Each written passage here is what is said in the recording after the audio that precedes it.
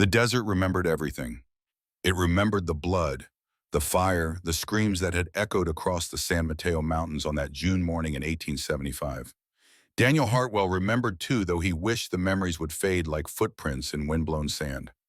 His wife Catherine had been 31, their son Benjamin barely 7.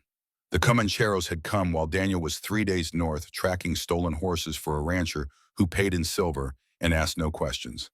When he returned, the ranch house stood as a blackened skeleton against the New Mexico sky, and the neighbors had already covered the graves with river stones to keep the coyotes away. Old Mrs. Thornton from the neighboring spread had been the one to tell him. She had held his hands in her weathered grip and repeated Catherine's final words spoken as the flames consumed everything she had built and loved. "She said to tell you something, Mrs." Thornton had whispered, tears cutting tracks through the ash on her face. "Said you must never turn your back on suffering. Never let fear make you small. Never abandon someone who needs help, no matter the cost." 3 years had passed since that June day. 3 years of working his land alone, of eating meals in silence, of waking each dawn to an emptiness that no amount of honest labor could fill. Daniel had kept Catherine's wedding ring on a leather cord around his neck, unable to wear it but unwilling to let it go. The metal warmed against his chest as he wrote a constant reminder of promises made and promises broken. Now it was September 1878, and Daniel Hartwell was riding through the Gila wilderness with $400 in his saddlebags and a weariness that went deeper than bone. He had spent 2 weeks in Silver City selling cattle, drinking bad whiskey, and trying to forget that autumn was coming. Catherine had loved autumn. The aspens turning gold, the crisp mornings, the smell of pinon smoke in the evening air. The rifle shots shattered his thoughts like glass. 3 cracks, sharp and purposeful, echoing off the red rock walls of the canyon ahead. Then silence heavy and waiting. Daniel's hand moved to the Henry rifle in its scabbard before his mind fully registered the sound. His horse, a bay gelding named Copper, who had carried him through 4 years of Army scouting, sensed the change and quickened its pace without being asked. Smart choice would be to circle wide, avoid whatever trouble was brewing in those rocks. Daniel had learned during the war that other men's fights created fresh corpses with astonishing efficiency, but Catherine's voice lived in his memory clear as morning birdsong. Never turn your back on suffering. He touched his heels to Copper's flanks and rode toward the sound of dying. The canyon opened before him like a wound in the earth. Red sandstone walls rose 70 feet on either side, creating a corridor of shadow and heat. And there, struggling across the broken ground with blood streaming from her left arm, was a young woman, Apache. Daniel recognized it immediately in the way she moved low and efficient, using every scrap of cover. Her deerskin dress was torn and stained dark with blood. Behind her, perhaps 40 yards back, lay a young man face down in the dust. Even from this distance, Daniel could see he was beyond help. 5 riders were closing in, rifles raised, taking their time. They had not heard Daniel approach over the sound of their own horses and the echo of gunfire. They were focused on their prey with the single-minded intensity of wolves who had already tasted blood. Daniel counted the distance, 70 yards, a difficult shot with the Henry, but he had made longer during the war, during the years when staying alive meant shooting faster and truer than the man trying to kill you. He did not call out a warning. Warnings gave them time to scatter, time to take cover, time to put a bullet in the woman before he could stop them. Instead, Daniel Hartwell did what 3 years of grief and a dead wife's final words had taught him to do. He raised the Henry rifle to his shoulder and fired. The first man dropped from his saddle before the sound reached the woman's ears. The second man barely had time to turn his head before Daniel's second shot took him in the shoulder, spinning him sideways. He hit the ground hard and did not rise. The remaining 3 riders, survival instinct overriding whatever they were being paid, wheeled their mounts and spurred hard for the canyon, mouth leaving their companions and their target behind. Daniel held his fire. 3 shots, 2 men down, 1 woman still breathing. He had learned long ago not to waste ammunition on men who were already running. He rode forward slowly, rifle-ready eyes scanning for deception. Bandits in this territory used every trick a desperate mind could devise, and a wounded woman made excellent bait. But this was no trick. The young man was dead, his eyes already glazing with the particular emptiness that came when the spirit departed. The woman had collapsed against a boulder, her right hand pressed against the wound on her left arm, her other hand gripping a small knife with the desperate strength of someone who understood she had no other options. Daniel dismounted 20 feet away, moving slow and deliberate. "Ma'am," he called, his voice carrying the low calm he had used with frightened horses and even more frightened soldiers. "Those men are gone. You're safe now. I'm here to help." She looked at him with eyes like smoke and amber, gray-green, and full of pain and something harder than pain. Suspicion. The kind earned through bitter experience with white men who promised safety and delivered betrayal. Why? Her English was perfect, shaped by mission school vowels, but carrying the music of her native tongue. "Why help me? You do not know me." It was not the gratitude Daniel had expected, but it was honest. He respected honesty more than manners. "I see a person bleeding," he said, kneeling slowly with his hands visible. "Don't see an enemy, just someone who needs help." Her eyes searched his face for the lie she expected to find. White men, her expression said, did not help Apache women. White men killed them, used them, or left them today under the pitiless New Mexico sun. But something in Daniel's weathered features, in the steadiness of his gaze, made her hand loosen slightly on the knife. Daniel moved to the young man first, checking for a pulse he knew he would not find. The bullet had taken him through the heart. Death had been swift, which was the only mercy available in this hard country. He closed the boy's eyes with a gentleness that seemed strange in a place of violence, then turned back to the woman. "Was he kin, my sister's son, Miguel?" Her voice cracked on the name. "He was 20 years old." Daniel nodded, understanding the weight of those lost years. "I'll bury him proper according to your customs if you tell me how." She stared at him, the suspicion fracturing into confusion. "You would do this for an Apache boy you never knew?" Every person deserves honor in death. That's not Apache wisdom or white wisdom. That's just being human. He pulled bandages from his saddlebag, the kind any experienced rider carried in country where the nearest doctor might be 3 days away. The wound was deep but clean, the bullet having passed through the muscle without hitting bone. Daniel worked quickly, his hands steady despite the fading light. He had patched worse injuries on men with worse odds. The woman watched him with those smoke-amber eyes, measuring every movement, every breath. "What's your name?" Daniel asked as he tied off the bandage. "Kaya. My people call me Kaya Stormwind." She paused, then added with something that might have been defiance or pride, "The mission school called me Catherine." Daniel's hands stilled for just a moment. Catherine, his wife's name. Of all the names in all the world, this woman carried the one that still had the power to cut him. "Kaya suits you better," he managed. "I'm Daniel Hartwell. Most folks just call me Dan." "Daniel." She tested the name. "It means God is my judge in the white man's Bible." "You know your scripture?" The missionaries were very thorough. Her tone carried an edge that spoke of complicated history. Daniel helped her to her feet, surprised by how slight she felt, how injury and hunger had stolen her strength. "Can you ride?" "I can do what I must." He respected that answer. He had known soldiers who said the same while bleeding from wounds that should have killed them. He lifted her onto copper, then turned to fulfill his promise. He buried Miguel Stormwind with the boy's face toward the rising sun, the way Kaya instructed, using stones to mark the grave and speak words in Apache that Daniel did not understand but recognized as prayer. It took an hour of hard work while the light bled from the sky and the temperature began its swift desert plunge from brutal heat to bone-deep cold. When he finished, Kaya was watching him with an expression he could not quite read. "You honor him like family," she said quietly. "Why, Mom, your sister's son deserves no less than my own would have."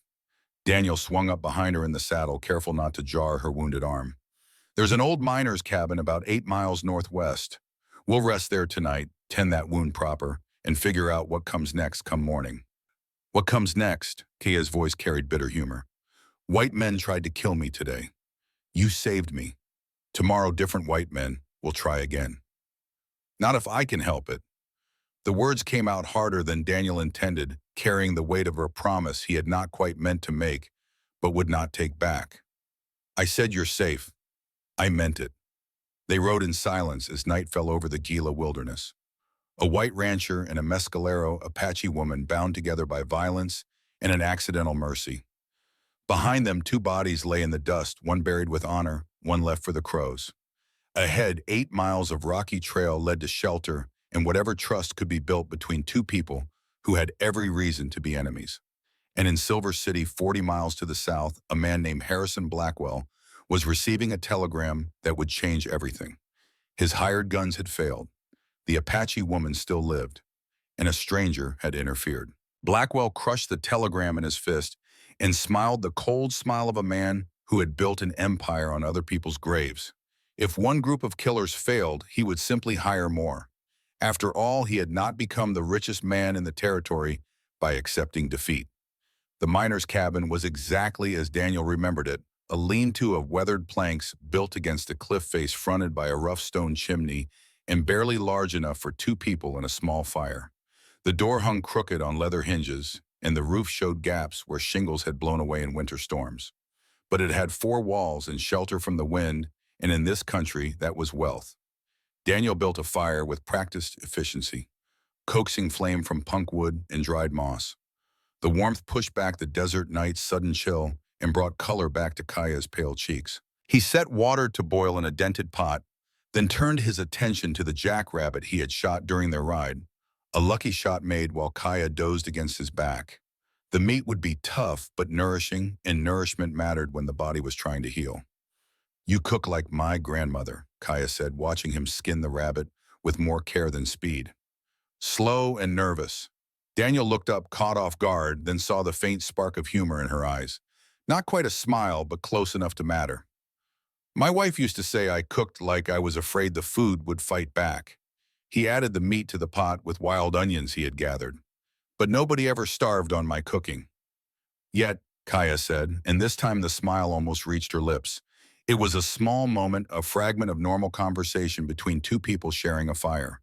But after the violence of the canyon, after Miguel's death, and the bone-deep exhaustion of survival, it felt enormous. While the stew cooked, Daniel checked Kaya's wound again, cleaning it with boiled water and applying a poultice made from yarrow and sage. The bleeding had stopped, and the flesh around the bullet hole showed no signs of infection yet. The next few days would tell the real story. Kaya endured his ministrations without complaint, her jaw tight and her breathing controlled. Only the white-knuckled grip on her knee betrayed the pain she refused to voice. "You mentioned a wife," she said quietly when he had finished bandaging. "Where is she now?" Daniel's hand stilled for just a heartbeat, then continued packing away the medical supplies. "Dead. 3 years come this June, her and our boy both."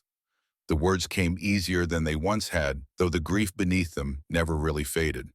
Just worn smooth like river stones, the sharp edges dulled by time and repetition. "House fire. I was away on business. Came home to find them already buried." Kaya was silent for a long moment. Then moving slowly, she reached into a small leather pouch at her belt. From it, she withdrew a copper medallion, ancient and carefully preserved, stamped with symbols Daniel did not recognize. "My father died in 1872 when I was 17. She held it up to the firelight. "This was his. A Spanish priest gave it to him when he was young, before the soldiers came." Daniel looked at the medallion, then at Kaya's face, seeing grief there that mirrored his own. "I'm sorry. How did he die?" "Protecting our village from raiders. Comancheros, they called themselves. Mexicans and Americans both united in their love of stealing Apache children to sell as slaves." Her voice went flat. "My father stood between them and the children. They shot him 11 times. He died singing his death song." Daniel felt the weight of that truth settle over him. That takes a special kind of courage. Dying to save others. "Yes." Kaya carefully returned the medallion to its pouch. "My mother died 2 years later," Grief the White Doctor said. "I say she died of a broken heart, which is the same thing." They ate the stew in silence that felt comfortable rather than awkward. The food was simple but hot, and heat mattered when the body was working to heal. After they ate, Daniel laid out his bedroll near the door. "You take the back corner, warmest spot. I'll keep first watch. You need rest too. I've gone longer without sleep, army training." He settled himself where he could watch both the door and the single window. "I'll wake you in a few hours. We'll switch." But Kaya did not sleep immediately. She studied him from her blanket, her amber-gray eyes thoughtful in the firelight. "The ring around your neck. Your wife's, Daniel touched the wedding band hanging from its leather cord. He had worn it there since the funeral, unable to put it on his finger, but unwilling to let it go. Catherine, that was her name. Died June 12th, 1875, a Thursday. The specificity mattered somehow, keeping the memory precise. Before she died, she told Mrs. Thornton, a neighbor woman who tried to save her, to give me a message. His voice roughened. Said to tell me never to turn my back on suffering, never abandon someone who needs help. Understanding dawned in Kaya's expression. So you could not leave me to die? No, I couldn't. Daniel met her gaze steadily. Some promises matter more than safety. Catherine knew that. She ran back into a burning house trying to save Benjamin. Didn't succeed, but she tried. That kind of love, that kind of courage, it demands something from the people left behind. Kaya nodded slowly. You understand loss. That is why you stopped for me. Something like that. Daniel fed another stick to the fire. Now sleep. Tomorrow brings enough trouble without borrowing more. This time Kaya obeyed her breathing, evening into the rhythm of exhausted sleep within minutes. Daniel kept his vigil, listening to the night sounds of the wilderness, the distant yip of coyotes, the whisper of wind through piñon, the soft crackle of burning juniper. And he thought about the woman sleeping 6 feet away, about the choice he had made to save her, about where that choice might lead. He had no way of knowing that in Silver City, a man named Harrison Blackwell was already planning his next move. No way of knowing that this single act of mercy on a dusty trail would set in motion events that would test every promise Daniel Hartwell had ever made. All he knew was that he had saved a life today. And for the first time in 3 years, that felt like enough. Morning came with the crystalline clarity unique to high desert country. The air cold enough to sting exposed skin, the sky so intensely blue it seemed artificial, the sun rising like a hammer strike over the eastern peaks. Daniel had dozed lightly through the night, waking fully at the first hint of dawn. Kaya still slept, her face peaceful in a way that made her look younger than the 25 years he estimated she carried. He let her sleep while he saddled Copper and checked their supplies. Water was the main concern. He had enough for perhaps 2 days if they were careful, and the trail to Santa Rita would take at least that long, with Kaya injured. He was examining her wound when she woke, her eyes snapping open with the instant alertness of someone accustomed to danger. How do you feel? Daniel asked. Like I was shot. But she sat up without assistance, testing her range of motion. The pain is less. Your medicine worked. Not my medicine, my wife's. Catherine taught me which plants help and which ones kill. Daniel sat back on his heels. We need to talk about what comes next. Those men who attacked you, they'll report back to whoever hired them. You'll be hunted. Kaya's expression hardened. I know. They want this. She touched the leather pouch at her belt. Half of a map. The other half is with my grandmother in Santa Rita. Together they showed the way to the Canyon of Painted Spirits. Daniel felt his eyebrows rise. Santa Rita. That's a hard town for anyone, but especially for an Apache woman. My grandmother hides there. She works for a white doctor, pretends to be Mexican. No one knows she is Silver Moon Elder of the Mescalero people. Kaya pulled out the map fragment, revealing tanned hide marked with faded symbols. This shows the way to the canyon where our ancestors are buried. My grandmother has the other half. Why split it? Protection. If one person is caught, the enemy still cannot find the canyon. Her fingers traced the markings. There is gold under the Canyon of Painted Spirits. A mining man named Harrison Blackwell wants it. He will destroy the burial grounds, destroy the rock paintings that tell 500 years of our history. She looked up at Daniel, determination burning in her eyes. We must reach the canyon before the new moon on September 25th. We must perform the protection ceremony. Daniel absorbed this information, his mind already working through the tactical problems. You can't walk into Santa Rita looking Apache. They'll arrest you before you reach the plaza. I know. Kaya met his eyes. I will disguise myself, dress like a Mexican woman. My skin is dark, my hair black. If I speak Spanish, they will not know. That's dangerous. Everything is dangerous. Her voice carried a fierce edge. But I must reach the Canyon of Painted Spirits. I must protect my ancestors. Will you help me, or does your promise end here? Daniel thought about the sensible answer, the safe answer. He thought about his ranch waiting in the San Mateo foothills, about the quiet life he had tried to build from the ashes of his old one. Then he thought about Catherine's last words. about promises that mattered more than safety. I said I'd get you home safe, Daniel replied. The Canyon of Painted Spirits is your home. So yes, I'll help. The relief that crossed Kaya's face was quickly hidden, but Daniel saw it. Trust was a fragile thing, especially trust between a Mescalero woman and a white man in New Mexico Territory, 1878. But it was a start. They left the cabin an hour later, Kaya dressed in her Apache clothing for now, but carrying the disguise Daniel would provide later. The ride to Santa Rita would take them through some of the most unforgiving country in the territory, but Daniel knew the trails from his army days. He knew where to find water, where to avoid ambush points, where to push hard, and where to rest. What he did not know was that in Silver City, in an office above the Copper King Hotel, Harrison Blackwell was receiving a report from a dust-covered rider named Frank Drummond. He did not know that Blackwell's eyes would narrow with cold calculation when Drummond described the man who had killed two of his hired guns. He did not know that Blackwell would lean back in his leather chair and say, "Daniel Hartwell, I thought grief would have broken him by now. Interesting that he's chosen to die protecting a savage instead." Daniel Hartwell rode toward Santa Rita with a wounded Apache woman and a promise he intended to keep. Behind them, two graves marked with stones. Ahead, a town full of dangers neither could fully anticipate. But between them, growing slowly like a desert flower, learning to trust the rain was something that might become friendship, or might become something more.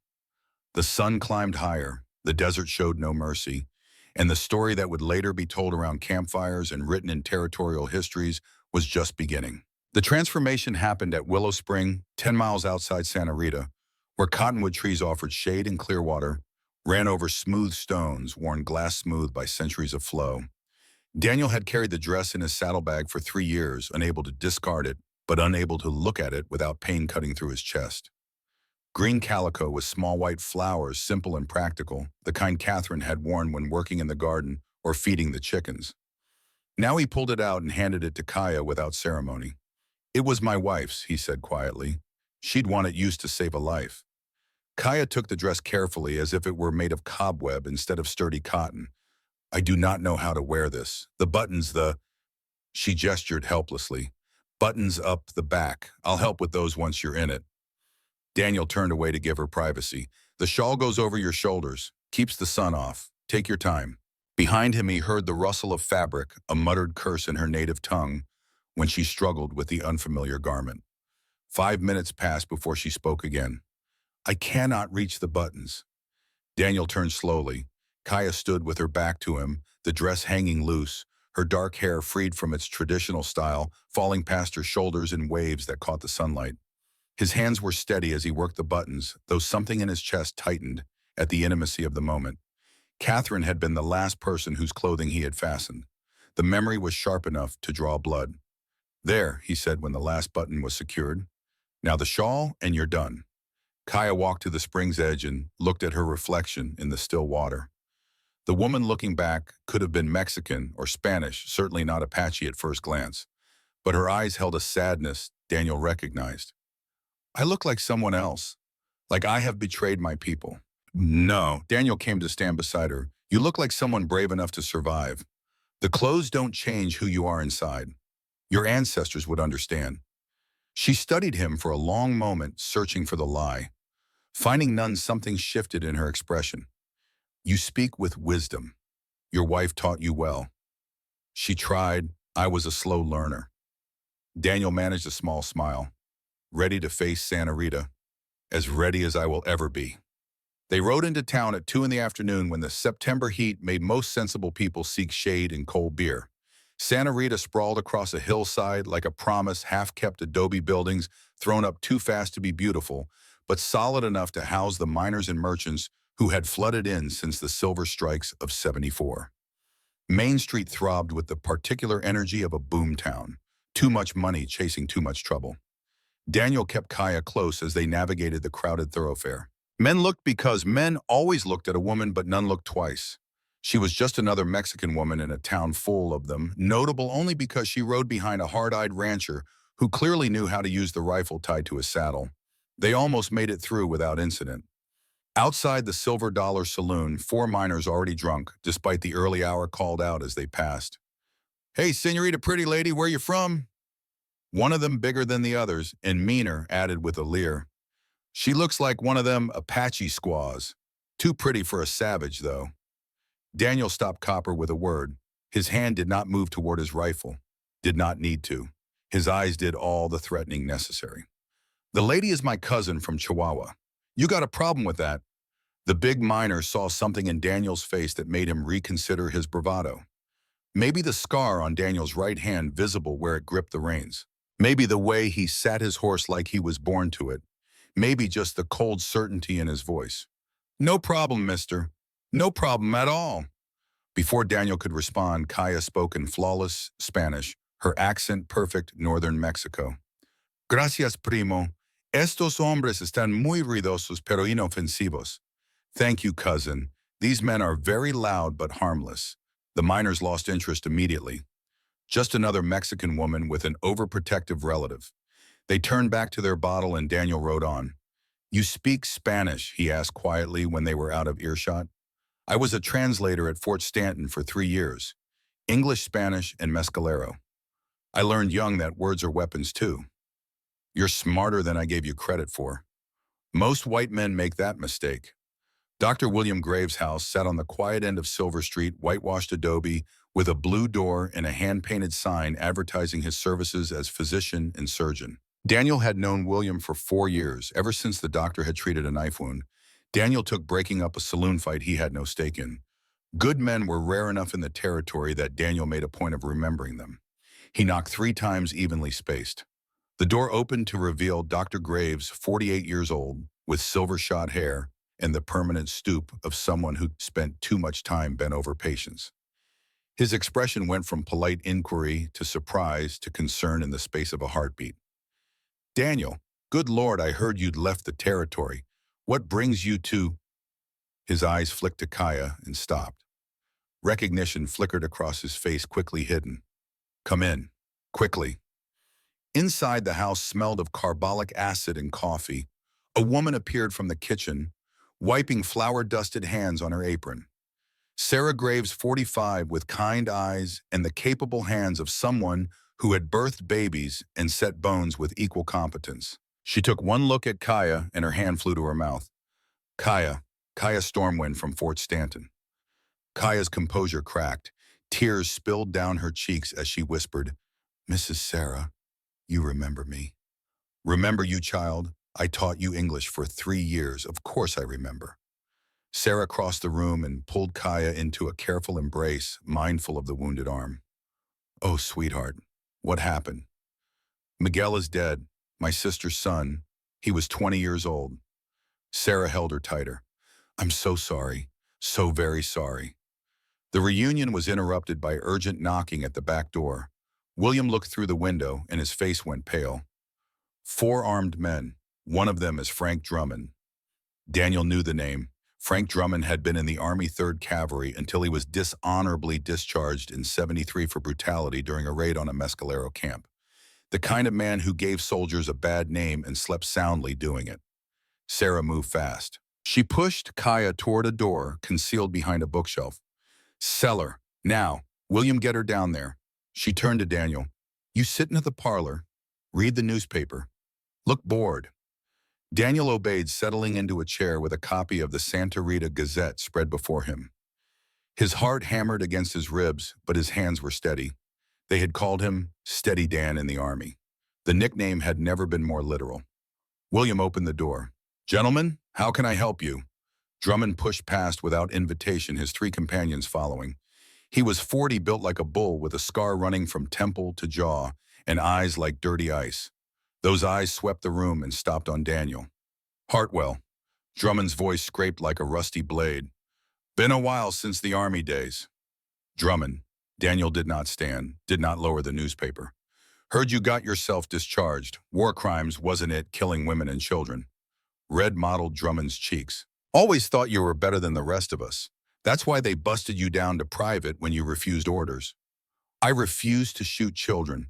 Call that what you want. Drummond's jaw worked, but he controlled himself. Barely. Looking for an Apache woman.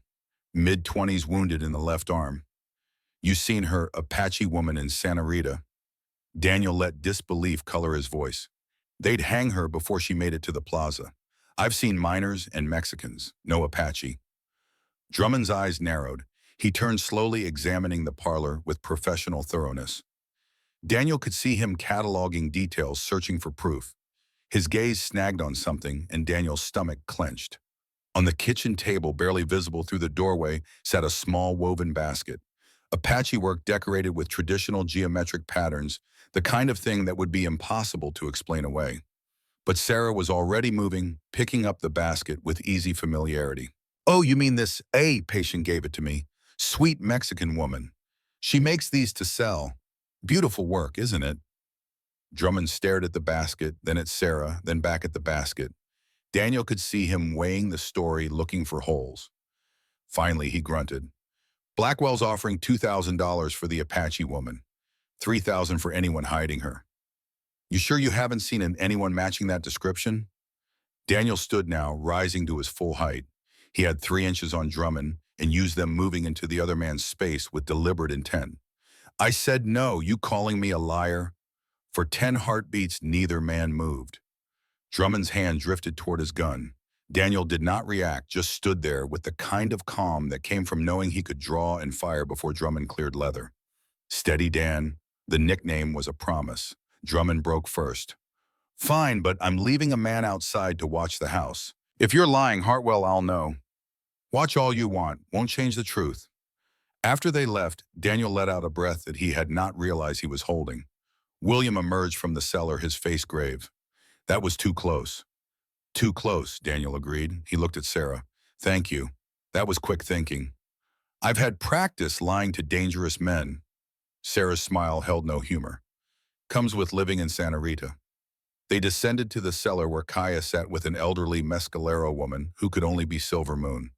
She was 70 if she was a day, with white hair worn in a traditional style and a face carved by time into something both fierce and beautiful. She held Kaya's hands and spoke softly in their native tongue, offering comfort and grief in equal measure. When Daniel entered, Silver Moon looked up. Her eyes were still sharp as obsidian, studying him with uncomfortable intensity.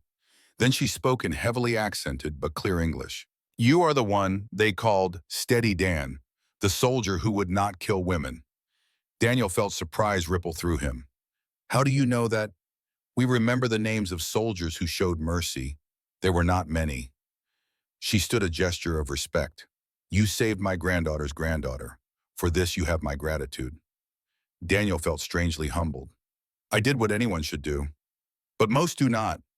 Silver Moon moved to an old trunk in the corner and withdrew a piece of tanned hide twin to the one Kaya carried.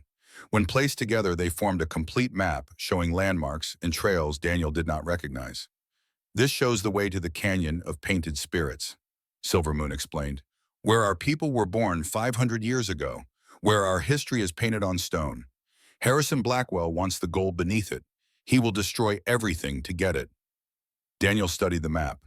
Devil's Gate, Thunder Mesa, Eagle's Perch. 90 miles of hard country through territory he knew only by reputation. "When does he plan to strike?" "The new moon, September 25th, when we gather to honor the dead." Silver Moon's voice hardened. "He has hired 20 gunmen. They will kill any mescalero who comes to the canyon." 20 men. Daniel did the math silently. "We need help."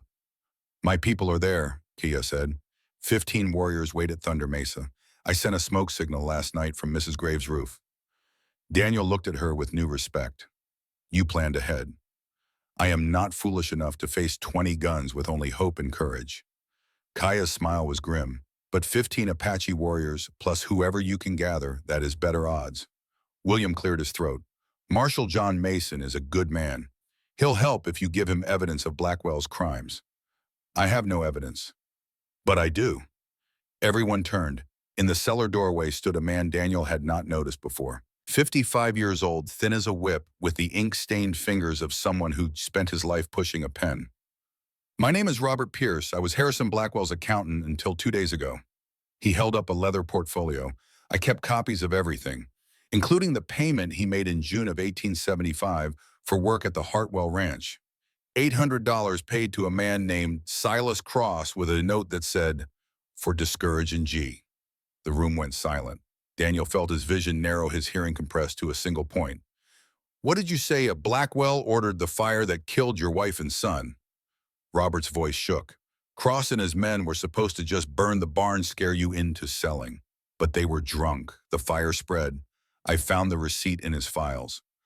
I've been carrying the guilt for 3 years. Daniel sat down hard on the cellar stairs. 3 years. 3 years of believing it was random violence, bad luck, a tragic accident. And all along, Harrison Blackwell had murdered his family because Daniel would not sell his land for the price Blackwell wanted to pay. Kaya touched his shoulder carefully. Daniel. He looked up at her, saw the understanding in her eyes. She knew this grief. She had lived it when soldiers killed her father in '72, when raiders destroyed her village. Blackwell took everything from me, Daniel said quietly. Then he came after you too. Then we stop him. Her voice was quiet steel. Help me save the canyon of painted spirits. Then we will make sure he faces justice. Daniel stood.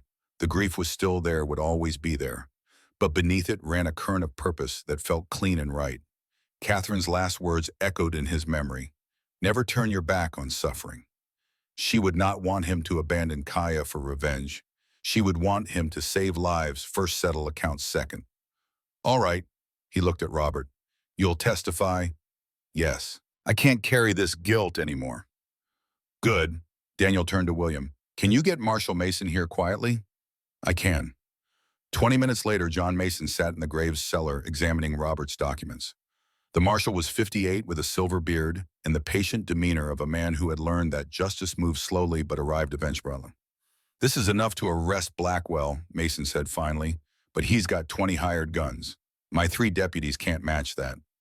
You won't need to, Daniel said. We're going to the Canyon of Painted Spirits first. Set up defenses. Let Blackwell come to us on ground of our choosing. Mason studied the map. That's 90 miles through Apache country. I know the trails from my army days, and Kaya knows them even better. When do we leave? Tomorrow at dawn, September 19th. That gives us 6 days before the new moon. Daniel looked around the cellar at the unlikely allies fate had assembled. A mescalero woman, a white doctor and his wife, a guilt-ridden accountant, a frontier marshal, and a rancher with a dead wife's promise to keep. Anyone who comes faces real danger. Blackwell won't hesitate to kill. I'm coming, William said immediately. You'll need a doctor. I'm coming too, Sarah added before her husband could object. I taught Kaya English. I taught her to trust white people. I won't abandon her now. Mason nodded. I'll bring my deputies. 3 good men who actually believe in the law. Silvermoon placed her hand on Daniel's arm. You have a good heart, steady Dan. Not a heart that kills, a heart that protects. That is the true warrior. She drew ashes from the cold fireplace and marked Daniel's forehead with a symbol he did not recognize. Kaya watched and explained softly, the mark of the protector. You are accepted by our ancestors now. Daniel felt the weight of that acceptance settle onto his shoulders like a mantle. Then let's make sure those ancestors stay protected. That night, Daniel and Kaya sat on the roof of the Graves house, having climbed through a second-story window to avoid the guard Drummond had posted below. The stars over New Mexico burned with a clarity impossible in more humid lands, the Milky Way, a river of light flowing overhead. Your wife, Kaya said quietly. Tell me about her, more than just that she died. Daniel was silent for a long moment, gathering memories that were both precious and painful. Catherine was strong, 5'2" but afraid of nothing. When we first married in '68, a mountain lion came near the ranch. I grabbed my rifle. She stopped me, said the lion was just hungry, that killing should be the last choice. She put food out away from the house. Lion ate and left. Nobody got hurt. She sounds wise. She was. She taught me that courage isn't about not being afraid. It's about doing the right thing even when you're terrified. Daniel touched the wedding ring around his neck. The day she died, neighbors said she ran back into the burning house trying to save Benjamin. Didn't make it, but she tried. Kaya reached out slowly and touched his hand where it rested on the roof tiles. She would be proud of you now. You are doing what she taught. I hope so. Daniel looked at her, this woman he had known for barely 3 days, but who felt somehow familiar. What about you? What brought you to this fight? Kaya stared at the stars. When I worked as a translator at Fort Stanton, I believed white men and Mescalero could live together. I trusted Captain Morrison when he promised peace. Her voice hardened. Then in April of 74, soldiers attacked our village while the men were hunting, killed 17 people, old ones and children. My mother was one of them. I'm sorry. After that, I swore never to trust white people again. I kept that oath until I met you. She looked at him. You have given me something I thought was gone forever. What's that? Hope that not all promises are lies. They sat in comfortable silence, shoulders touching hands loosely clasped. Below Santa Rita's lights flickered like earthbound stars. Above the real stars wheeled in their ancient dance. Tomorrow they would ride into danger. Tomorrow they would face men who wanted them dead. But tonight, for a few hours, they had peace. And sometimes in a hard world that offered few certainties, peace was the miracle that mattered most. Dawn came too quickly, breaking over Santa Rita with the particular clarity that promised brutal heat by midday. The group assembled in the pre-dawn darkness behind the Graves house, a strange collection of people united by circumstance and courage. Daniel Hartwell, Kaya Stormwind, Marshal John Mason and his 3 deputies, Ben Wright, Tom Chen, and a young man named Lucas Ford who looked barely old enough to shave. Dr. William Graves and his wife Sarah, who had insisted on coming despite the risks. Robert Pierce, the accountant, whose guilt had driven him to betrayal of his employer. Silver Moon, who moved with surprising vigor for her 70 years. 10 people against Blackwell's 20, with allies waiting at Thunder Mesa. Daniel had seen worse odds during the war, though he had not liked them then either. They rode out as the sky turned from black to gray, taking the back trails to avoid notice. Behind them, Santa Rita slept off its nightly debauchery. Ahead, 90 miles of desert and mountain waited to test them. The first day passed without incident, though Daniel's instincts kept him on edge. They were too exposed on the open trail, too vulnerable to ambush. He positioned the group with military precision, scouts ahead, flankers on both sides, the vulnerable in the middle. Kaya rode beside him for most of the morning, and he found himself hyper-aware of her presence. The way she sat her horse with effortless grace, the way she scanned the horizon with eyes trained to read this land in ways he never could. Around midday, she raised her hand and the column halted. Water, she said, pointing to a seemingly barren stretch of ground. 2 feet down. Dig there. Deputy Ben Wright looked skeptical. Ma'am, I don't see anything but dirt and rocks. Your eyes see dirt and rocks. Mine see what the land is telling me. Kaya dismounted and walked to the spot she had indicated, pressing her palm to the earth. My people have lived here for 500 years. We learned to read the desert like you read books. Daniel did not hesitate. He pulled a folding spade from his pack and began to dig. Ben joined him, and within 15 minutes they had excavated a shallow hole 2 feet deep. At 18 inches, the soil turned damp. At 24 inches, water began to seep up clear and cold despite the desert heat. Ben removed his hat and stared at Kaya with something approaching awe. How in thunder did you know that was there? The hawks told me. They circle where water draws small animals to hunt. The stones told me, see how they are stained darker. The plants confirmed it. That creosote bush is greener than the others. Kaya smiled slightly. Your people know cattle and mining. My people know the earth. Marshal Mason filled his canteen and took a long drink. The Apache know this land better than any surveyor, better than any map. He looked at his deputies. Remember that. These folks aren't savages. They're the original ranchers, been working this country since before our grandfathers were born. It was a small moment, a fragment of respect offered and accepted. But it mattered. Daniel saw the deputy's expression shift from weariness to curiosity, saw Sarah Graves smile with quiet satisfaction, saw Kaya stand a little straighter, her chin lifting with pride. They watered the horses and refilled their containers, then pressed on. The land gradually became more rugged, the trail climbing into foothills thick with juniper and pinon.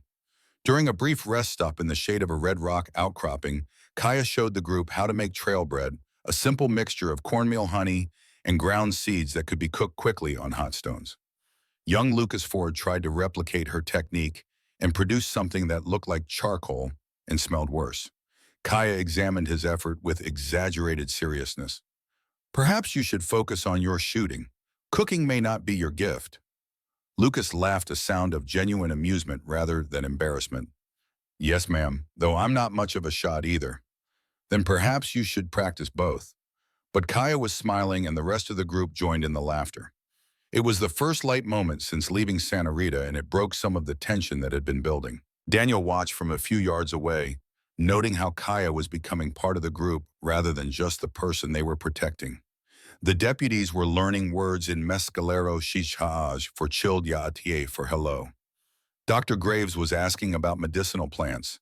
Even Robert Pierce, nervous as a caged rabbit, seemed to relax in Kaya's presence. That evening they made camp in a defensible position, a narrow canyon with only one way in, and good sight lines all around. No fire too risky with Blackwell's men potentially scouting ahead. Daniel took first watch with Kaya, the two of them sitting on a flat boulder overlooking their back trail. "Tell me about Catherine," Kaya said after a long silence. "Not how she died, how she lived." Daniel considered the question, sorting through memories like a man counting coins. "She was strong in ways that had nothing to do with muscles. We married in '68 when I was still in the Army. She followed me from post to post, never complained about the heat or the dust or the danger." He paused. "When Benjamin was born in '70, Catherine delivered him in a tent during a dust storm with only an Army midwife for help. Never made a sound of complaint. She sounds like the women of my tribe, strong in the ways that matter." "Your nephew Miguel, what was he like?" Kaya's expression softened with grief. "He wanted to be a scout like his father. Wanted to bridge the worlds, help his people and white people understand each other. He was learning to read and write English, learning the ways of negotiation."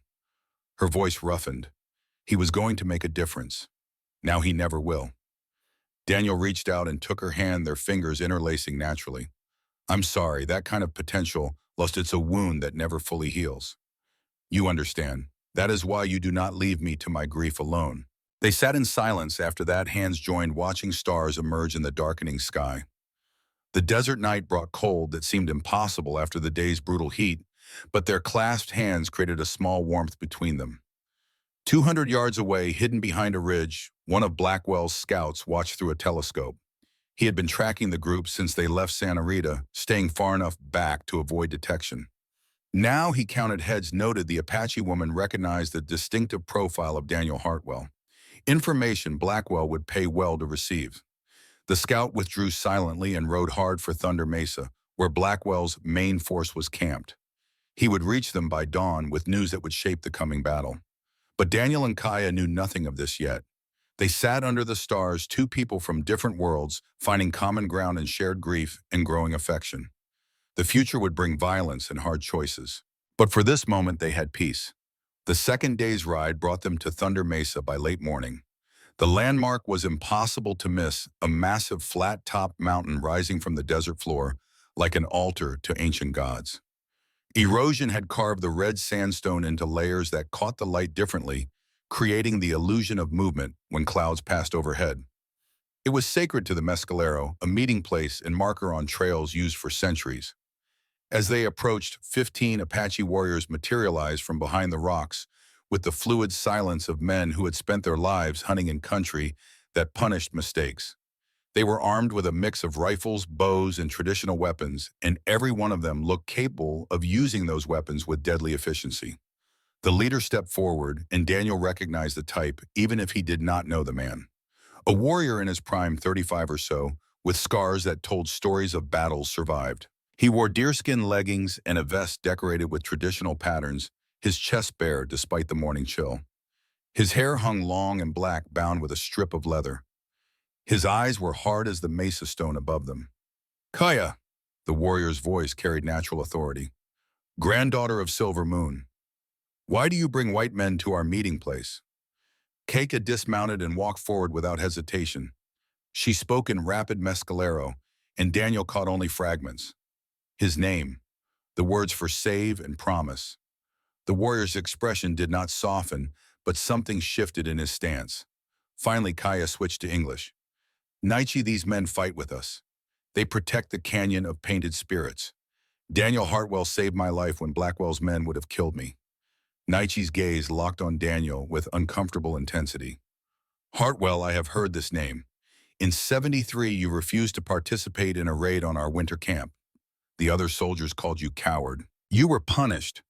Yes, Daniel made no attempt to defend himself. I refused an order I believed was wrong. Got demoted for it. And now you help Mescalero against white men. I help people who need help against men who need stopping. Daniel dismounted slowly, keeping his movements deliberate. Blackwell murdered my wife and son 3 years ago. He wants to destroy your sacred burial ground for gold.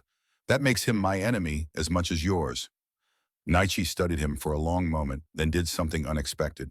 He removed the Winchester rifle from his shoulder and laid it on the ground at his feet, an offering of trust.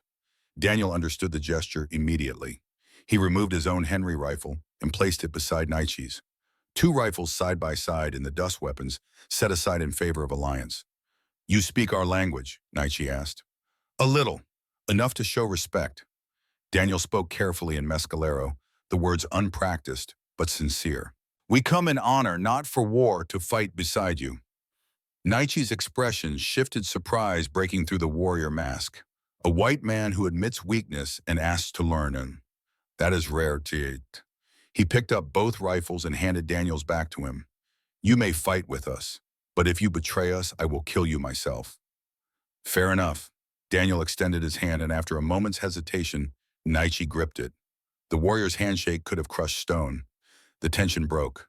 Nietzsche's warriors came forward to examine the group, particularly curious about Sarah Graves and her presence.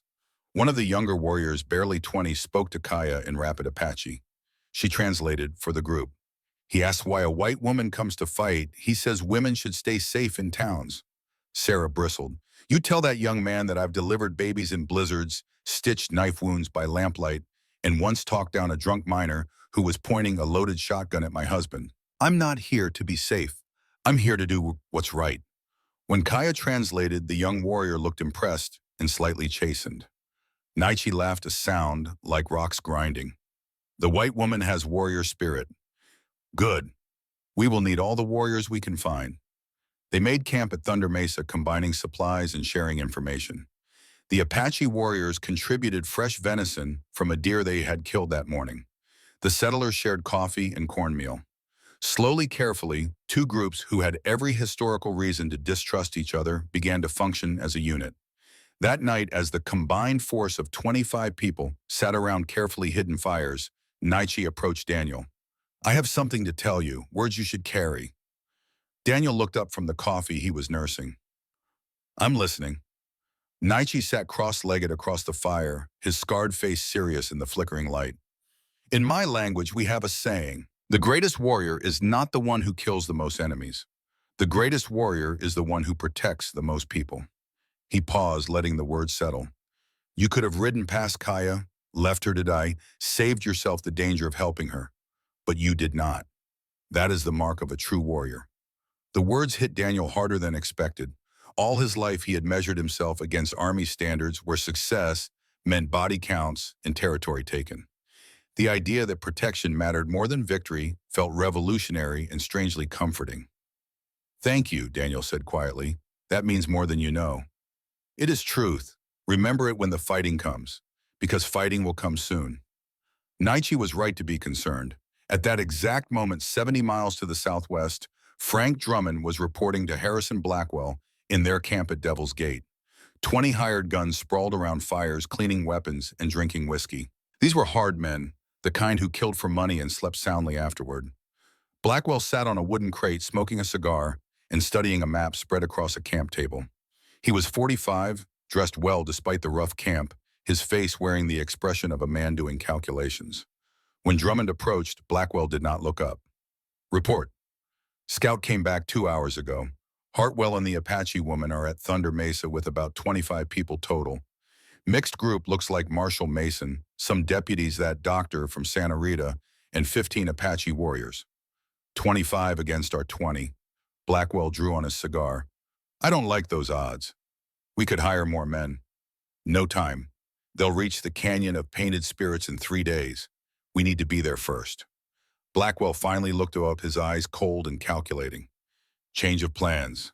We ride hard for the canyon tomorrow. Get there ahead of them. Set up positions in the rocks above the entrance. When they arrive, we'll have the high ground. Pick them off one by one. Drummond nodded, but something in his face suggested reluctance. Boss, some of these people are law. If we kill a territorial marshal, the government will send investigators, maybe even the army. Then we make sure there are no witnesses. Blackwell smiled, the expression reptilian. We kill them all, bury the bodies deep, claim they never showed up. Tragic disappearance, probably attacked by hostile Apache. Very sad. And Hartwell. Blackwell's smile widened, especially Hartwell. The man has been a thorn in my side for 3 years, first refusing to sell his land, forcing me to take more extreme measures. Now interfering with my business again. He dies slow. I want him to watch the Apache woman die first. Let him know what it feels like to lose someone. Drummond felt something twist in his gut. He had killed before many times, but always in combat or in the heat of anger. The cold pleasure in Blackwell's voice was different. Worse. Is that necessary? Can't we just take the canyon and be done? Blackwell's eyes went flat and dangerous. You questioning me, Drummond? No, boss, just asking. Good, because mercy is weakness in this business. You want to get rich, you can't afford to be weak. Blackwell stood, flicking his cigar into the fire. Get the men ready. We ride at first light. I want to be in position at the canyon by sunset tomorrow. Drummond walked away, but Blackwell's words echoed in his mind. Mercy is weakness. He had believed that once back when he was younger and angrier. But something about this whole situation felt wrong. The way Blackwell smiled when talking about making people suffer. The casual way he planned to murder a marshal and a doctor. For the first time in years, Frank Drummond felt doubt creeping in, but he pushed it down and went to prepare his weapons. Doubt did not pay as well as obedience. Back at Thunder Mesa, the combined force was making plans of their own. Daniel Kayanichi and Marshall Mason sat apart from the others, studying the map by shielded lamplight. We have 2 routes to the canyon, Kaya explained, tracing lines on the hide. The main route goes through Devil's Gate, faster, but Blackwell will expect us there. The second route, Eagle's Perch Trail, is Mescalero only. Very dangerous. The path is narrow, carved into the cliff face. Horses must go single file. One mistake means falling 300 feet, but Blackwell won't know about it. No white man knows about it, Nietzsche added. Only our people and those we trust. If we take Eagle's Perch, we lose time, Mason said. The main route takes 2 days. Eagle's Perch takes 3. But we avoid his ambush at Devil's Gate, Daniel countered. I'd rather take an extra day than walk into a prepared killing ground. They debated for another hour before reaching consensus. The main group, including Kaya and most of the warriors, would take Eagle's Perch Trail and reach the canyon by September 23rd. Marshall Mason and 2 deputies would take the main route, but veer off before Devil's Gate, circling to approach from the north. If they encountered Blackwell's men, they would delay them, buying time for the others to reach the canyon first. It was risky. It separated their forces and relied on precise timing, but it was the best option they had. As the meeting broke up, Kaya pulled Daniel aside. I have not thanked you properly. For everything. You don't need to thank me. I do. You have given up safety for danger, peace for war. Why? Daniel thought about Catherine's last words, about the promise he had made at her grave, about the way Kaya's strength reminded him that courage took many forms. Because it's right. Because you deserve someone fighting for you. And because... He hesitated, then said honestly, because somewhere along this trail you stopped being a stranger. I was helping and became someone I care about. Kaya's breath caught. In the starlight, her eyes searched his face. I care about you too. More than I thought I could care for anyone after my father died. You have taught me that trust is possible, even after betrayal. They stood close, the night air cold around them, but warmth building between them. Daniel raised his hand slowly, giving her time to pull away, and touched her cheek. Her skin was soft despite the desert's harsh treatment. When this is over, he said quietly, when the canyon is safe and Blackwell is dealt with, I'd like to keep knowing you, to see where this goes. I would like that too. She leaned into his touch, and for a moment the war they were riding toward seemed distant and unimportant compared to the connection forming between them. Then reality reasserted itself. Tomorrow they would face the most dangerous part of the journey. The day after they would reach the Canyon of Painted Spirits and prepare for battle. Death waited somewhere ahead, patient and certain. But tonight they had hope. and sometimes hope was enough. Dawn on September 20th broke cold and clear. The group divided as planned.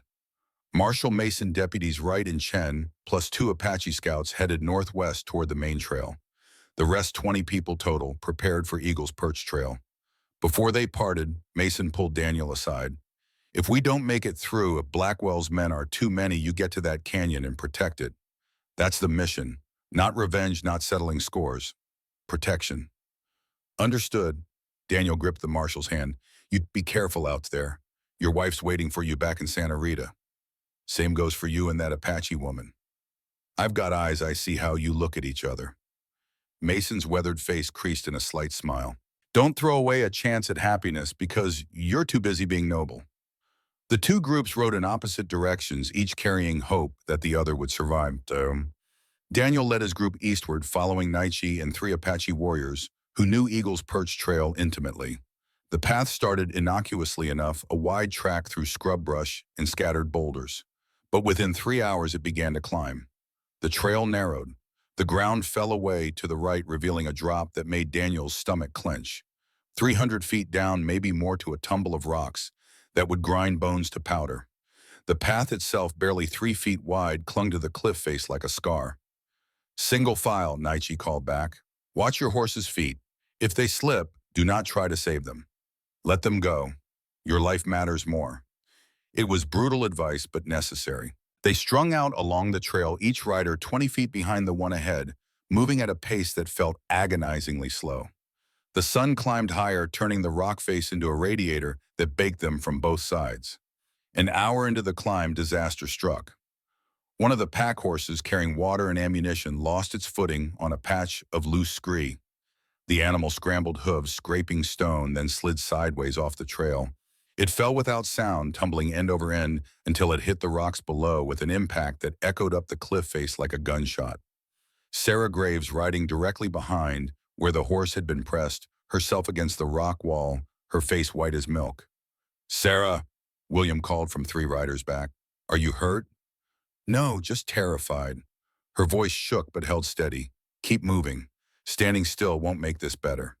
They pressed on. By midday, they had climbed 800 feet, and the trail showed no sign of leveling off. The group stopped on the wider section, barely large enough for 4 horses to stand abreast, and shared what water remained. They had lost perhaps a third of their supplies with the pack horse. Kaya studied the exhausted faces around her. "We rest here 15 minutes. No more. The afternoon sun will make this section impossible if we wait." Daniel distributed water with careful precision, knowing every drop counted. Robert Pierce, the accountant, who had never ridden this kind of trail, looked green around the edges. "I don't know if I can continue," he said quietly. "You can."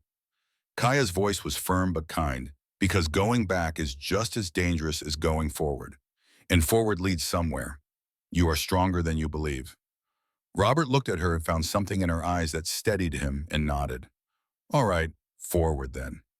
The afternoon section nearly killed them. The trail wound around a knife-edge ridge where wind howled with enough force to push a person off balance.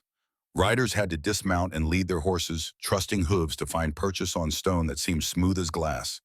One foot in front of the other, eyes forward, never down. Breathing steady despite hearts hammering. Deputy Tom Chen slipped once, his boots sliding on gravel. For a heart-stopping moment, he teetered on the edge of arms, windmilling. Then Naichi, moving with startling speed, grabbed his shirt and hauled him back to safety. Chen stood gasping, pale as death, while Naichi simply nodded and continued forward. No words were needed. The warrior had saved a white man's life without hesitation, and that action spoke louder than any speech about the alliance they had formed. By late afternoon, they reached a section where the trail widened enough to make camp. Not comfortable, but survivable. They had climbed perhaps 1,000 feet, and ahead the path disappeared around a curve in the rock face. Tomorrow would bring more climbing, more danger. But they would face it with daylight. That night, huddled in blankets against the cold that came with altitude, Daniel sat with Kaya slightly apart from the others. The stars seemed close enough to touch, and the silence was profound. "Tell me about the Canyon of Painted Spirits," Daniel said. "Not the tactical aspects. What it means to your people." Kaya was quiet for a moment, gathering thoughts.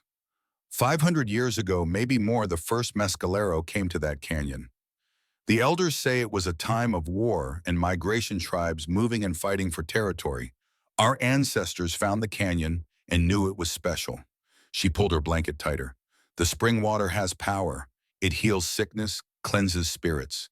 The cave walls hold paintings from every generation since stories told in ochre and charcoal on stone.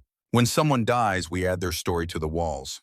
My father is there, painted by my mother before she died. My grandfather, my great-grandfather, back 20 generations. Her voice roughened. If Blackwell destroys that, he destroys the only proof we existed here first. White men write history in books. We write it on stone. Without that stone, we have no voice. Daniel felt the weight of that truth. So this isn't about land or gold. It's about memory, about proving you belong here. Yes, and you, a white man, are helping us prove it. Kaya turned to look at him. That is why what you do matters so much. I'm just doing what's right. No, you are doing what most men would not. You are choosing honor over safety. That is rare. They sat in silence after that, hands joined watching stars wheel overhead. Tomorrow would bring the final stretch of trail. The day after they would reach the canyon of painted spirits and prepare for war. But tonight they had each other. And that made the cold a little less bitter, the fear a little less sharp. The third day of climbing tested them harder than anything before. The trail dropped suddenly, switchbacking down a cliff face so steep that riders had to trust their horses completely. 2 hours of nerve-shredding descent brought them to level ground. And ahead, through a gap in the rocks, they caught their first glimpse of the canyon of painted spirits. Even from a distance, it was beautiful. A splash of green in the brown and red desert fed by springs that had flowed for millennia. Trees clustered near water. Actual grass covered patches of ground. And at the north end, barely visible, the dark mouth of a cave cut into the rock face. There, Kaya breathed. That is home. They entered the canyon cautiously. Naichi's warriors spread out to check for ambush, but the canyon was empty of human presence. It held only the whisper of wind through branches and the musical trickle of water over stone. It felt sacred, set apart. A place where the world slowed down and breathed differently. Kaya dismounted at the cave entrance and stood motionless for a long moment. Then she knelt and pressed her forehead to the ground, speaking quietly in Mescalero. Naichi and his warriors did the same, a gesture of respect and homecoming. Daniel remained mounted, feeling like an intruder. This was not his moment, not his heritage. But Kaya looked up and gestured for him to approach. Come, you have earned the right to see. He dismounted and followed her into the cave. Darkness swallowed them for a few steps. Then Naichi lit a torch and the walls came alive with color. Paintings covered every surface. Layers upon layers of images going back centuries. Hunters pursuing deer. Warriors on horseback. Women grinding corn. Children playing. Births and deaths, and everything between, all captured in earth pigments and mineral dyes. 500 years, Kaya said softly. Every generation adds their story. This is my father. She indicated a figure painted with special care, a warrior with his hand reaching toward the sun. The artistry was stunning. Not primitive scrawling, but genuine art history and memory made permanent. If Blackwell blows this up to mine gold, Daniel said quietly, all of this disappears forever. Yes, that is why we fight, not for land, for memory, for proof we existed. Kaya touched the wall gently. My children's children should know who came before. Naichi stepped forward and placed his hand on Daniel's shoulder. You have helped protect this place. You have earned the right to stand here with us. Daniel felt the weight of that honor, understanding that acceptance from the Mescalero was not given lightly. Now you are part of the canyon, Kaya said softly, part of our story. They spent the next hours preparing defenses. Daniel drew on his army training, identifying fields of fire and defensive positions. Naichi's warriors contributed knowledge of the terrain, pointing out natural choke points and approaches. Together, they created a plan that used the canyon's geography to their advantage. By nightfall, they were as ready as possible. Stone barriers blocked the two main entrances. Lookouts watched from high positions. Weapons were cleaned and loaded. Water and food distributed. Everyone knew their role in the coming fight. That night, with the new moon 2 days away, Daniel and Kaya sat near the cave entrance. The canyon spread below them, peaceful in the starlight, showing no sign of the violence it would soon witness. I'm afraid, Kaya admitted quietly. Not of dying, of failing, of letting my ancestors down. You won't fail. We won't let you. Daniel put his arm around her shoulders and she leaned into him. Too many people believe in what you're protecting. That belief is armor. I hope you are right. They sat in silence for a while, taking comfort from each other's presence. Then Daniel said, after this is done, after we've stopped Blackwell, what will you do? I do not know. Return to my people, I suppose. Teach the children our history so it is not forgotten. She looked at him. What will you do? I thought I'd go back to my ranch, try to rebuild what I lost. He paused. But now I'm not sure I can go back to being alone. These days with you have reminded me what it's like to have someone who understands. What if you did not go back? Kaya's voice was soft. What if you stayed nearby? Built a place at the edge of the canyon where you could help protect it. Be useful. Maybe teach our children English, while I teach them Mescalero. You would want that, me staying. The ranch is just land. What matters is people. And you matter to me, Daniel. More than I expected. More than I planned. She took a breath.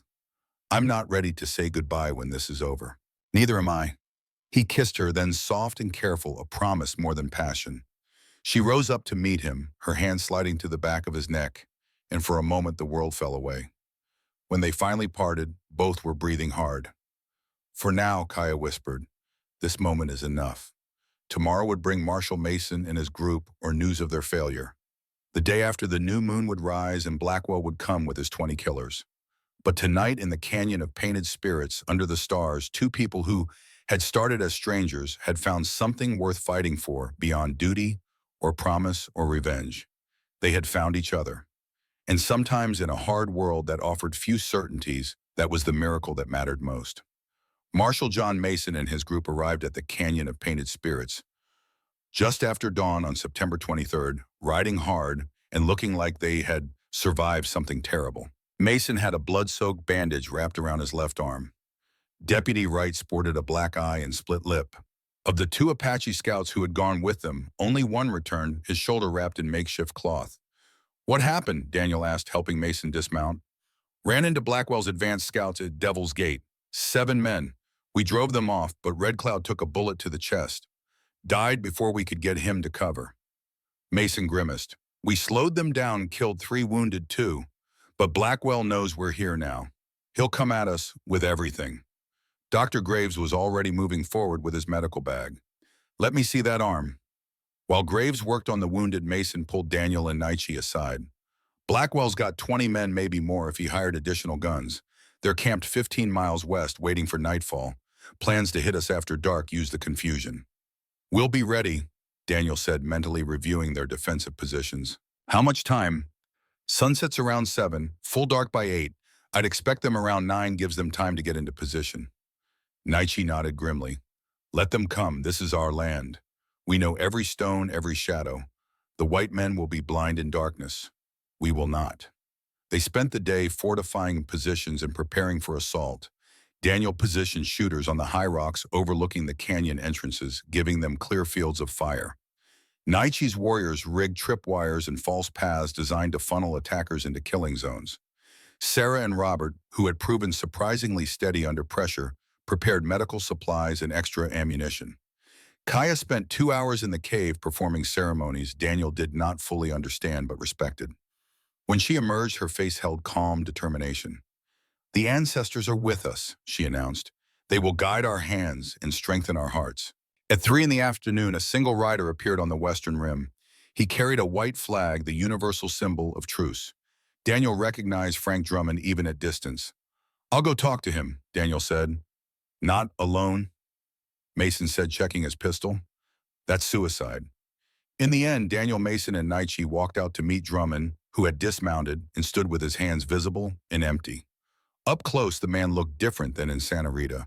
Harder, more tired. Something haunted lived behind his eyes. Hartwell, Marshall, and I don't know you, but you look Mescalero. Naiche, war leader of the Mescalero people. Naichi's English was heavily accented but clear. You come to surrender. Drummond actually laughed, though the sound held no humor. No, I come with an offer from Mr. Blackwell. He knows you're dug in, knows this will be bloody. So he's willing to make a deal. You give him the Apache woman and the map. He'll let everyone else go free. No bloodshed, no bodies. No, Daniel said without hesitation. Tell Blackwell if he wants Kaya, he goes through all of us. I figured you'd say that. Drummond shifted his weight. Listen, Hartwell, I know what Blackwell did to your family. I know you got cause for hate. But this fight, it's bigger than revenge. You got good people with you. That doctor, that woman who teaches, they're going to D if you push this. Then Blackwell should leave. Take his men and go. No one has to die. You know he won't do that. Drummond looked past Daniel to where the canyon lay green and peaceful. $500,000 in gold down there, maybe more. Man like Blackwell doesn't walk away from that. Mason spoke up. Then you tell Mr. Blackwell that the law is here. I'm an authorized representative of the territorial government. If he attacks, he's not just fighting civilians, he's attacking a lawman. That's a hanging offense. Blackwell don't care much about the law. He's got judges in his pocket and enough money to buy his way out of most anything. Drummond looked at Daniel directly. But you already knew that, didn't you? You knew from the start this was going to end in blood. I knew Blackwell wouldn't stop unless someone stopped him. That's why we're here. Daniel met Drummond's gaze steadily. You were Army once. You swore an oath to protect people. You still got that oath inside you somewhere. Something flickered in Drummond's expression. Pain, maybe. Or regret. That oath got me dishonorably discharged. I followed orders, did what I was told. Then they called it a massacre and threw me out. His voice hardened. So no, I don't have that oath anymore. I got survival. That's all. You can still choose differently now. Walk away from Blackwell. Refuse to be part of another slaughter. Can't do that. I owe him too much. Drummond backed toward his horse. I'll tell him you refused. Come 9 o'clock, we settle this the hard way. He mounted and rode off without waiting for a response. He's conflicted, Mason observed. Might be we could turn him given time. We don't have time, Nietzsche said bluntly, and his conflict means nothing if he still pulls the trigger. They returned to the canyon and made final preparations. The sun crawled toward the horizon with agonizing slowness, as if reluctant to bring darkness that would carry violence. Daniel found Kaya in the cave sitting before the wall paintings with her eyes closed. He sat beside her without speaking. After a few minutes, she opened her eyes. Whatever happens tonight, I want you to know something. You have given me hope. Real hope, the strong kind that survives even when things are darkest. You gave me hope too, reminded me life can still surprise you with good things. We're going to survive this, Daniel said. We're going to protect the canyon. Then we'll figure out what comes next, together. I believe you. Sunset painted the sky in shades of orange and purple, turning the canyon into something from a dream.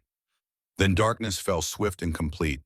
The new moon would not rise for hours, leaving them in the kind of blacknesses that existed only in wild places. Daniel had distributed defenders according to strengths. Apache warriors held high positions, their night vision and knowledge of terrain making them perfect. Deputies with rifles covered the valley floor from behind stone barriers. Dr. Graves and Sarah waited in the cave with medical supplies. Robert, armed with a pistol he barely knew how to use, guarded the cave entrance. At precisely 9 o'clock, the attack began. It started with gunfire from 3 directions, simultaneously muzzle flashes blooming in darkness like deadly flowers. Bullets spanged off rocks and kicked up dirt. Someone screamed, whether attacker or defender, Daniel could not tell. Hold your fire, he shouted. Don't waste ammunition on shadows. Easier said than done. In night combat chaos, every sound seemed threatening, every shadow a potential enemy. But the defenders held discipline, trusting Daniel's experience. Blackwell's men advanced in a loose skirmish line, using cover effectively. They were professionals moving with practiced coordination, but they were operating in unfamiliar territory against defenders who knew every inch. The first attacker to trip a wire went down hard, ankle snapping with audible crack. His scream cut through gunfire, high and terrible. 2 more rushed forward to help and ran directly into Nietzsche's kill zone. Arrows whispered out of darkness. Both men fell without firing a shot. We're winning, Deputy Ford calls. Don't get cocky, Daniel shouted back. This is just the opening move. He was right. The attack broke off after 10 minutes, Blackwell's men retreating to regroup. In brief silence that followed, Daniel could hear groans from wounded attackers and rapid breathing of his own people. Casualties, he called. Deputy Chen took a graze on the leg, Mason responded. One of Naichi's warriors got hit in the shoulder, but he's still fighting. We're intact. Good. Reload. They'll come again harder. The second assault began 20 minutes later.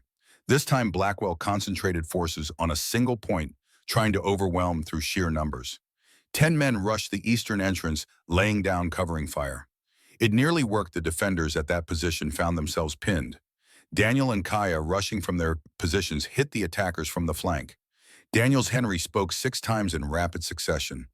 Kaya's bow sent 5 arrows into darkness. They heard impacts, curses, the sound of men falling. The assault broke, leaving 3 bodies and the others limping back. But the cost was high. Deputy Ford lay motionless, blood pooling beneath him. Dr. Graves came running, but one look told the story. The boy had taken a bullet to the throat. He died while Graves tried frantically to stop the bleeding. Damn them, Mason said, voice breaking, as he knelt beside his deputy. Damn them all. The third attack came from an unexpected direction. While Blackwell kept up steady fire from the west, 5 men scaled the cliff face on the north side, approaching the cave from above. It was brilliant tactics that would have succeeded except for one thing. Robert Pierce, timid accountant turned reluctant warrior, was watching that approach. He saw movement against star shapes silhouetted as they crested the ridge. For a moment he froze.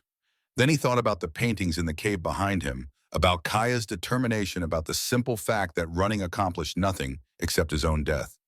Robert raised his pistol and fired. The range was too great for accuracy with a handgun, but the shot alerted defenders. Naichi and 3 warriors pivoted, sending volleys toward the climbers. 2 men fell immediately. A third lost his grip and plummeted 70 feet to the rocks. The fourth, showing more sense than courage, retreated. Good man, Robert, Daniel shouted. Robert did not respond, too busy vomiting from adrenaline, but he stayed at his post pistol. Reloaded. The battle settled into exhausting stalemate. Blackwell's men could not advance without unacceptable casualties. The defenders could not pursue without abandoning positions. Both sides exchanged sporadic fire, more to maintain pressure than with hope of decisive results. Then the moon rose. Pale silver light flooded the canyon, turning the landscape surreal. Shadows became sharper, movements more visible. And in that light, Daniel saw Harrison Blackwell himself standing on a boulder 200 yards away, clearly visible in a long black coat, directing his men. The range was long for the Henry, but Daniel had made longer shots. He settled the rifle against his shoulder, controlled his breathing, compensated for wind and distance. His finger tightened on the trigger. Then a hand touched his arm. Kaya, her face pale in moonlight, and shook her head. No, that is murder, not justice. If you kill him from ambush, you are no better than he is. He murdered my wife and son. Yes, he deserves to die, but not like this, not shot in the back. Kaya's eyes held his.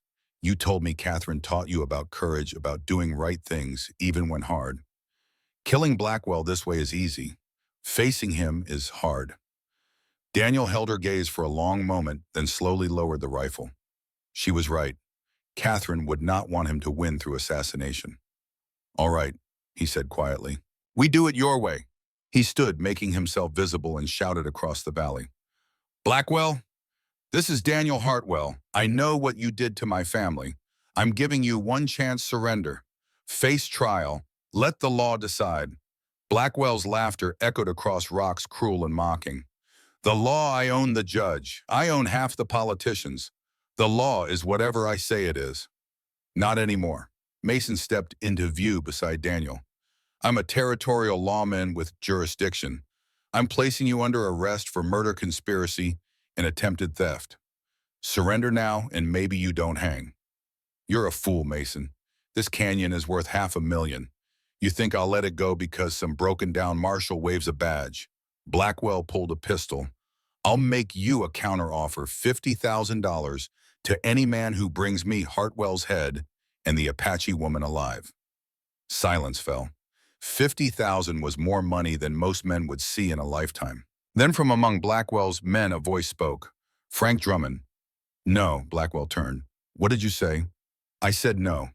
Drummond stepped forward into the moonlight, his rifle pointed at the ground but his stance clear. I'm done. I'm done killing for you. I'm done being the monster people say I am. You turn on me now, you get nothing. You'll be hunted. Better hunted than damned. Drummond looked at Daniel across the distance. Hartwell was right. I still got that oath inside me somewhere. Time I remembered it. He laid down his rifle and raised his hands. Two more of Blackwell's men followed suit. Then a third. The alliance was fracturing. Blackwell's face twisted with rage. Fine, you cowards can die with them. He raised his pistol toward Drummond. Nietzsche's arrow took him through the shoulder before he could fire. Blackwell screamed and dropped the gun, blood spreading across his coat. The remaining hired guns, seeing their employer wounded and their comrades defecting, made their choice. They fled, melting into the darkness, leaving Blackwell clutching his shoulder and cursing. Marshal Mason walked forward with iron shackles. Harrison Blackwell, you are under arrest.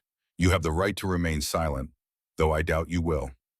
The fight was over. 5 of Blackwell's men lay dead or dying, 3 more wounded. The rest scattered into the desert. And Harrison Blackwell, the man who had built an empire and other people suffering, was in chains. The defenders had lost Deputy Ford and 1 Apache warrior. Several were wounded but would survive. Dr. Graves worked through the night, stitching and bandaging, saving those who could be saved. As dawn broke over the canyon of painted spirits, Kaya stood at the cave entrance and performed the protection ceremony her grandmother had taught her. She painted symbols on the rock, sang words that had been sung for 500 years, and completed the ritual that would keep the canyon safe. When she finished, she found Daniel waiting.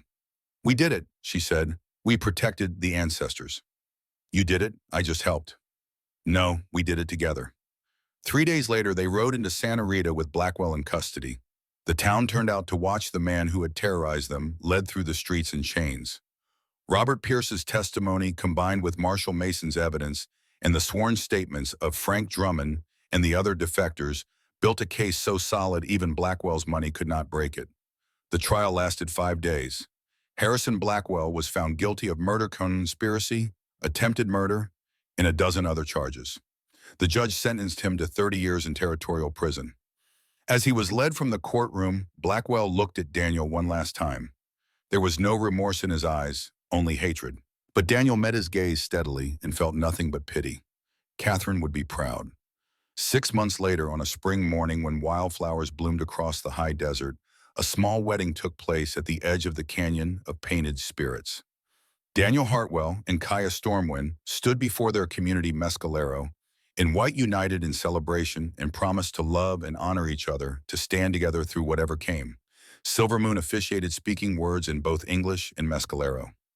Dr. Graves stood as witness. Sarah cried happy tears. Marshal Mason attended with his wife. Even Frank Drummond came, having been pardoned for his testimony, and now working as a deputy. And Daniel and Kaya, 2 people who had found each other in darkness, walked toward their future together. They built a house at the canyon's edge. Daniel taught English to mescalero children, while Kaya taught traditional ways.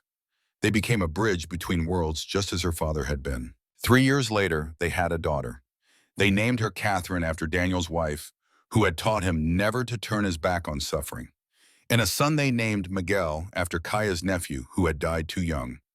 Every year on September 23rd, they rode to Thunder Mesa and placed stones on the graves of those who had fallen protecting the canyon. Deputy Ford, Red Cloud, the warriors whose names were painted on cave walls. 10 years passed. Daniel was 45 now, his hair showing silver at the temples. Kaya was 35, still strong and fierce. Their children were learning both worlds, speaking 3 languages, carrying forward the legacy of courage and sacrifice. And in the canyon of painted spirits, new paintings appeared on the walls. Images of the battle. Daniel standing beside Nietzsche. Kaya with her bow. Marshal Mason in his badge. Robert Pierce finding courage. The story became legend told around fires and written in territorial histories. But for those who had lived it, it was simply the truth. Good people standing together against evil. Finding strength in each other. Refusing to let fear or hatred win. The canyon was safe. The ancestors protected. And from that protection grew something beautiful. A community where Apache and White worked together, learned from each other, built a future on the foundation of mutual respect. Daniel and Kaya sat on their porch one evening, watching their grandchildren play. Catherine's daughter was 8, with her grandmother's fierce spirit. Miguel's son was 6, already showing his great-grandfather's quiet courage. "We did good, didn't we?" Kaya said, taking Daniel's hand. "We did better than good. We did what mattered." They sat in comfortable silence as stars emerged, two people who had traveled a hard road together and emerged stronger for it. And far away in a cell in the territorial prison, Harrison Blackwell sat alone with his regrets, understanding too late that some things on our love community could not be bought with gold. The canyon remembered everything: the blood, the sacrifice, the courage. But it also remembered the hope, the love, the stubborn refusal to let darkness win. And as long as people told the story, as long as the paintings remained on cave walls, that memory would endure. Some things last, not because they are powerful, but because they are true.